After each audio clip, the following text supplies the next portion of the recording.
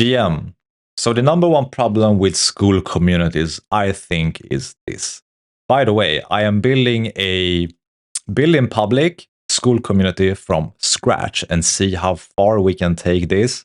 And it will be interesting to see. It will be interesting to see building a brand new business, a brand new product, and see what roadblocks we hit. And I am sure most people will hit the exact same roadblocks. So that's why I think this build in public will be quite valuable for everyone who's tuning in and is interested in building a school community or some kind of online business from scratch. Now, I will not linger on more. The number one problem I believe people will have with school communities is this: attention and getting eyeballs. And you're like, Chris, okay, what do you mean by that? So I consumed a ton of content from Dan Coe yesterday, and honestly, I just discovered the guy. But he's into the like mindset, make money online niche, just as I am and any other entrepreneur I can imagine. And he has some clever stuff to discuss. And the number one realization I got yesterday, and it's nothing new, but it's nice to have a reminder, and that is that you can have the absolute best content, the absolute best product in the world with a course and online community and everything. But if you can't put that in front of people, in front of eyeballs, then you will fail. That's when you will sit with a community. You will have perhaps your best friend inside of the community and like 2 members. You're like, oh shit, this doesn't work. And is this like a school community is no different from than any other online product that you can buy.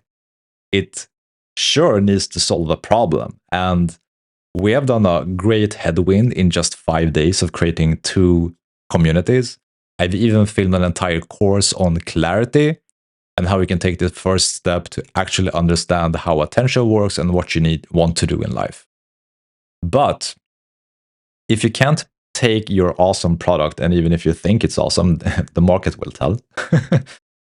You need to be able to garner attention and put it in front of eyeballs. And that's the number one thing I think people will fail at when it comes to a school community. Because not everyone is a marketer or a sales guy. Sales and marketing. And sales and marketing are everything. Like if you don't have a big, huge audience, which you can pitch this to, or a big newsletter, or a big X following, or a big YouTube, because I am just essentially starting YouTube from scratch as well. Then you will create your awesome school community and you will sit here like, okay, so how do I get people to join? And that is where you need to actually go and learn skills. And that's what I'm going to do. So yeah, in 5 days, we have done a lot of headwind. We have communities, we have a course. Now, I will keep adding and making this community awesome. But what we need to start to look at, or I need to start to look at, and probably you as well, is okay, how can you actually build a social media following and get attention and actually like, hey, by the way, I have an awesome product. Check it out. That will be the number one thing. And content creation and attracting eyeballs is everything, as Dan Coe says. It's everything in business. It's the lifeblood. Attention is the lifeblood of this entire century. So that's the key insights, and I think most people will struggle with. And just another thing, I think people will hit the roadblock quite quickly if you're creating a online product or even an online community is this. Check it out.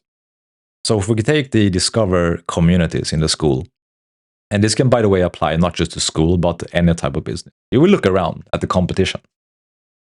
And you will see like, oh shit, okay, so they are already crushing it with 100K members and 1K paid members. And there are just so many school communities, and they're talking about the same thing. They are talking about the same thing. And they are talking about the same thing. And they are already crushing it. So self-doubt and imposter syndrome will creep up at this point. Like I can guarantee for anyone that imposter syndrome will hit you really quick. And it's the same with blogging. It's the same with all of these online businesses. Like imposter syndrome will just like, bam, hit you as a train wreck. Like, can you actually really do it? Everyone is crushing it. There are already billions of competitors out there. How are you any different? You're not really And that's essentially where, yet again, like garnering attention comes in. As Dan Coe says as well, when he started out, this was from a video yesterday I saw. When he started out on social media, he had 0 followers, of course, and he was publishing content. He was writing, but no one saw it. No views, no clicks. 1 view, 5 views, 10 views, and just keep at it, doing that for weeks, months, and even be prepared for years. And that is a very interesting mindset shift. I think most people need to come and realize that this is actually a business and can take a lot of time. We always see the instant gratification online, like, oh, someone has 600K subscribers, cool, must have happened overnight. No, it was years of work. And even Dan Coe says that, yeah, he started out with nothing, and no one believes you. You don't have social proof. You don't have trust, which is interesting. So you actually need to have a superior product to begin with and be able to get attention.